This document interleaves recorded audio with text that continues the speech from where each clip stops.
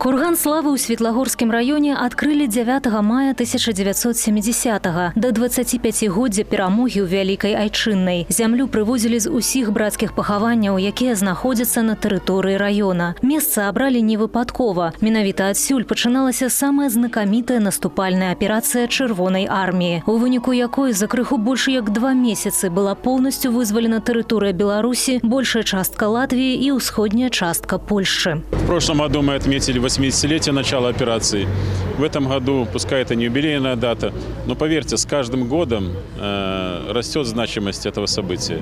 Растет потому, что мы с каждым годом все больше понимаем, насколько важна была эта операция. Да, была освобождена территория нашей страны, но при этом был нанесен существенный удар по силе врага. Как говорится, переломлен ему хребет.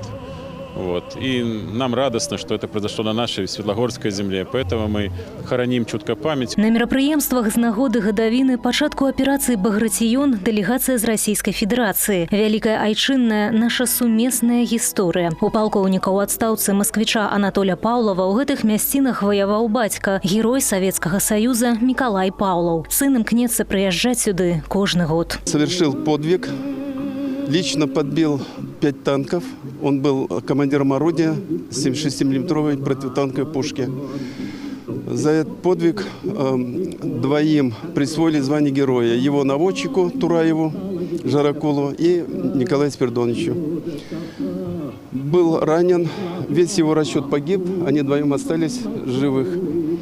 Ну, после этого вы знаете, что в 1944 году было очень большое сражение за деревню Дубрава, где тоже он участвовал уже после госпиталя, принимал тоже участие.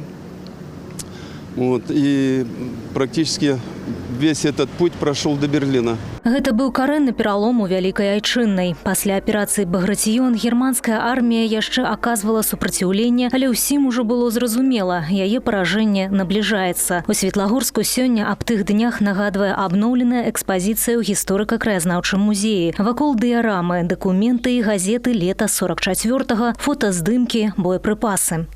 К военной истории мы приобщаем и младших школьников, и школьников среднего возраста, для того, чтобы каждый из них знал свою историю. Историю своей страны, военную историю страны. В этом зале мы проводим и экскурсии, само собой, и делаем квест-игру на военную тему. Дети с удовольствием познают в игровой форме о военной истории своей страны. Аб аперацыі «Багратион» у Светлагорску цяпер будзе нагадваць і мурал на адным з дамоў у цэнтры горада. На сцяне партрэты 3 герояў Савецкага Саюза, якія прымалі ўдзел у вызваленні тады Парацкага, а цяпер Светлагорскага раёна. Побач з домам дзіцячая пляцоўка, на якой пад мірным небам гуляюць маленькія жыхары горада. Пётр Мірашнічэнка, Дмітрый Рэдзькін і Сярго Чыгладзя ў 1944-м аддалі свае жыцці, каб у гэтых дзяцей была будучыня. Олег Сенцюроў, Юлія Масцічык, Марышченко, телерадиокомпания «Гомель».